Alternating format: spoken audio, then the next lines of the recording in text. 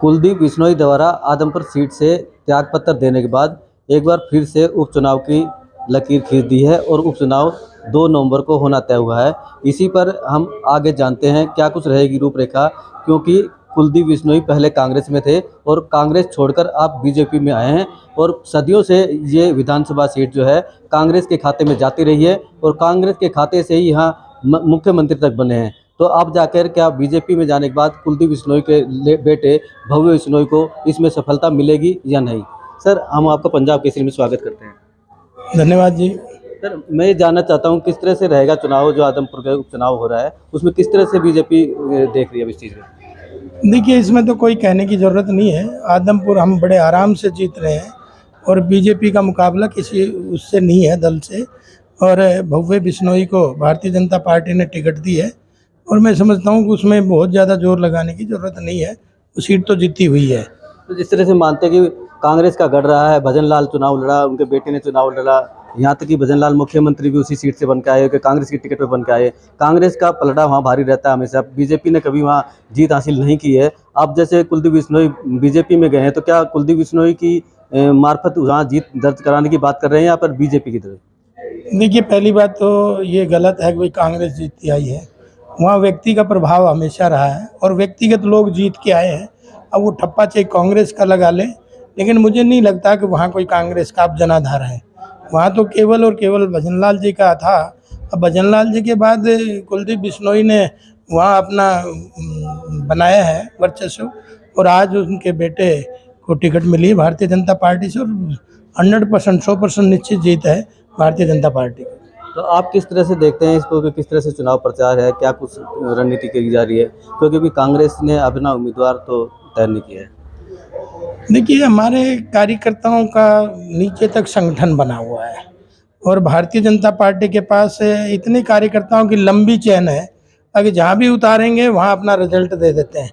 तो और हम तो शुरू से ही तैयारी में रहते हैं और भारतीय जनता पार्टी का जो कार्यकर्ता है वो कभी घर में बैठता ही नहीं, हमेशा फील्ड में रहता है। तो वो 24 घंटे चुनाव के मूड में है, चुनाव की तैयारी में रहता है। तो इसमें ज़रा सोचने की बात नहीं। आज हमारी पार्टी संगठन ने वहाँ सबकी ड्यूटियाँ लगा दी हैं और मुझे लगता है कि ड्यूटी लगाने के बाद वहाँ सारी परिस्थितियाँ बदल चुकी हैं।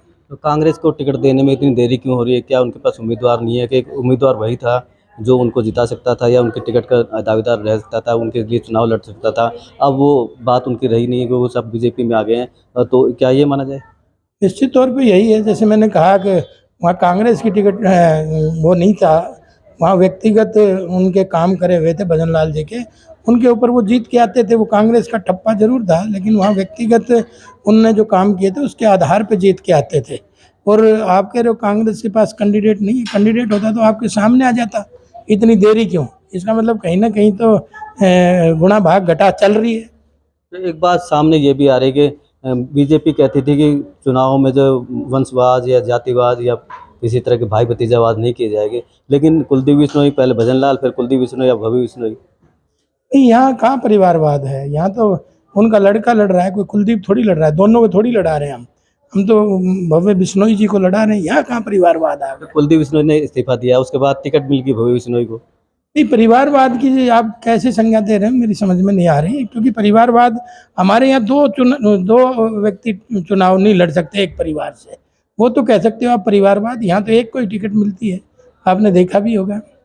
अभी वर्तमान स्थिति सोनाली फोगाट की बहन भी जो दावा कर रही है निर्दलीय लड़ेगी, अगर टिकट नहीं दी तो क्या निर्दलीय लड़ेगी तो कोई प्रभाव पड़ेगा?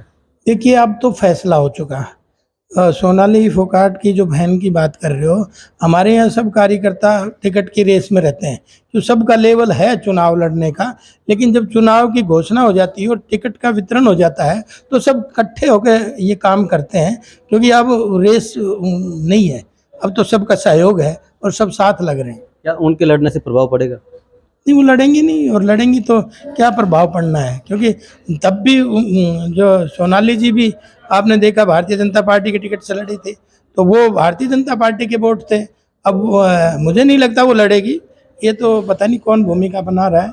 और बाकी भविष्य बताएगा। क्या कुछ रहेगा परिणाम, जिस तरह की आप बात करें, कितनी बढ़त आप करें, जीत हासिल करेंगे तो कितना कुछ रहेगा मार्केट? बढ़त काफ़ी रहेगी, उसमें बढ़त तो वोट पड़ने के बाद पता चलेगा, लेकिन हमारी जीत सुनिश्चित है, तो किसी से मुकाबला माना जाए? कोई मुकाबला नहीं। देखिए, ये थे लक्ष्मण विधायक लक्ष्मण सिंह यादव, जिन्होंने कहा कि आदमपुर सीट से उपचुनाव में हमारा किसी से कोई मुकाबला नहीं है और आदमपुर सीट जो है भव्य बिश्नोई निश्चित तौर पर जीतेंगे। महेंद्र भारती, पंजाब केसरी, रेवाड़ी। हमसे जुड़े रहने के लिए हमारे YouTube चैनल को सब्सक्राइब करें और नई वीडियो की नोटिफिकेशन के लिए बेल आइकॉन को दबाएं। अगर आप ये वीडियो Facebook पर देख रहे हैं तो लाइक जरूर करें और ज्यादा से ज्यादा शेयर करें। धन्यवाद।